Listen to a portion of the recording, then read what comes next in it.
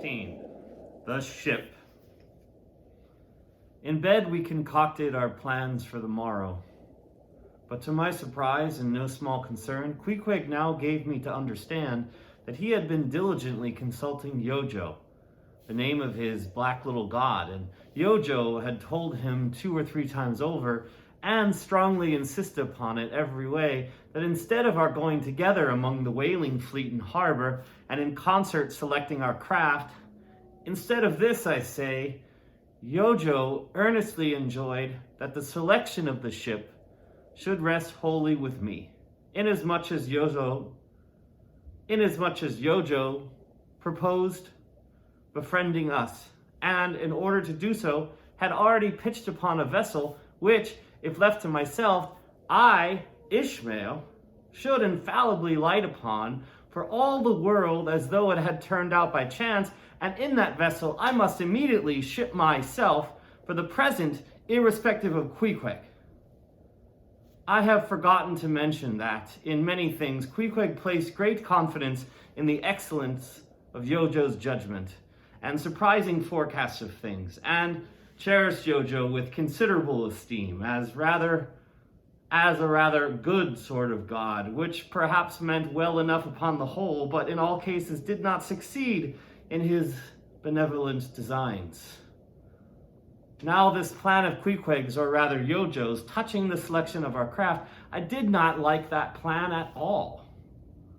I had not a little relied upon Queequeg's sagacity to point out that the whalers best fitted to carry us and our fortune securely. But is all I had not a little relied upon Queequeg's sagacity to point out the whalers best fitted to carry us and our fortunes securely. But as all my remonstrances produced no effect upon Queequeg, I was obliged to acquiesce and accordingly prepared to set upon this business with a determined rushing sort of energy and vigor that should quickly settle that trifling little affair. Next morning early, leaving Queequeg shut up with Yojo in our little bedroom, for it seemed that it was some sort of Lent or Ramadan or day of fasting, humiliation, and prayer with Queequeg and Yojo that day. How it was, I never could find out, for though I applied myself to it several times, I never could master his liturgies and XXXIX articles. XXXIX.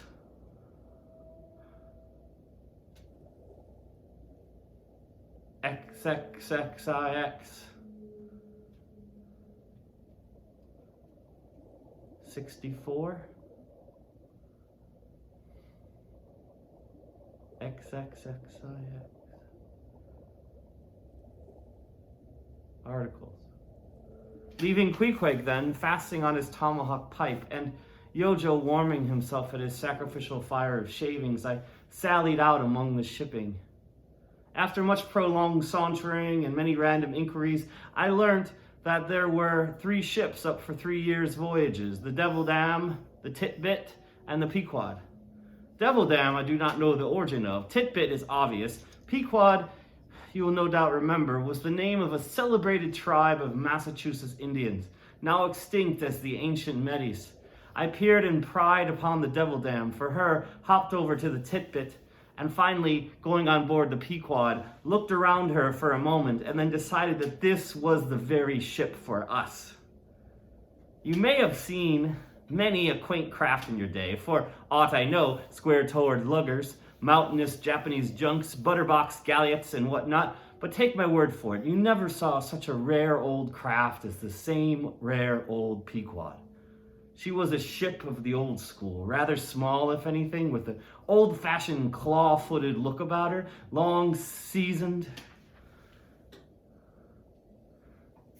and weather-stained in the typhoons and calms of all 4 oceans. Her old hull's complexion was darkened, like a French grenadier who has alike fought in Egypt and Siberia. Her venerable bows looked bearded, her masts cut somewhere on the coast of Japan, where her original ones were lost overboard in a gale. Her masts stood stiffly up like the spines of the 3 old kings of Cologne. Her ancient decks were worn and wrinkled like the pilgrim worship flagstone in Canterbury Cathedral, where Becket bled. But to all these, her old antiquities, were added new and marvelous features pertaining to the wild business that for more than half a century she had followed. Old Captain Peleg, many years her chief mate before he commanded another vessel of his own, and now a retired seaman and one of the principal owners of the Pequod. This old Peleg, during the term of his chief mateship, had built upon her original grotesqueness,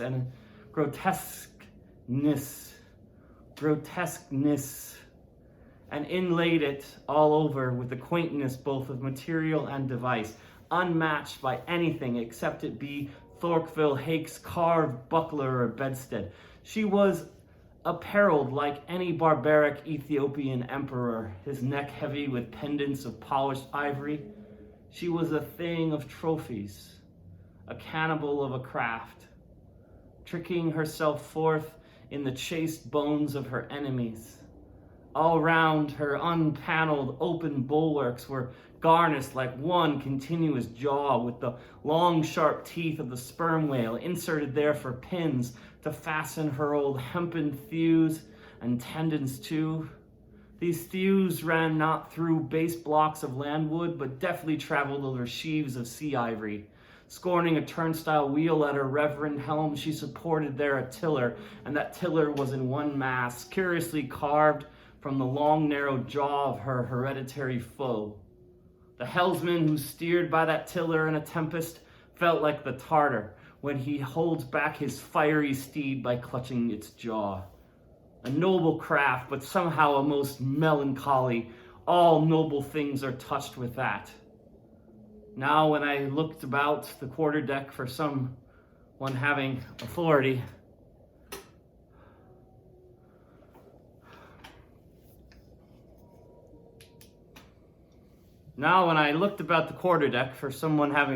in order to propose myself as a candidate for the voyage, at first I saw nobody. But I could not well overlook a strange sort of tent, or rather wigwam, pitched a little behind the mainmast. It seemed only a temporary erection used in port. It was of a conical shape, some 10 feet high, consisting of the long, huge slabs of limber, black bone taken from the middle and highest part of the jaws of the right whale. Planted with their broad ends on the deck, a circle of these slabs laced together, mutually slopped towards each other, and at the apex united in a tuft point, where the loose hairy fibers waved to and fro like the top knot on some old Potawatomi sachem's head. A triangular opening faced towards the bows of the ship, so that the insider commanded a complete view forward. And half concealed in this queer tenement, I at length found one who by his aspect seemed to have authority, and who, it being noon and the ship's work suspended, was now enjoying respite from the burden of command. He was seated on an old-fashioned oaken chair, wriggling all over with curious carvings, and the bottom of which was formed of a stout interlacing of the same elastic stuff of which the wigwam was constructed. There was nothing so very particular, perhaps, about the appearance of the elderly man I saw. He was brown and brawny, and heavily rolled up in blue pilot cloth cut in the Quaker style, only there was a fine and almost microscopic network of the minutest wrinkles interlacing round his eyes, which might have arisen from this continual sailings and many hard gales, and always looking to windward, for this causes the muscles about the eyes to become pursed together. Such eye wrinkles are very effectual in a scowl.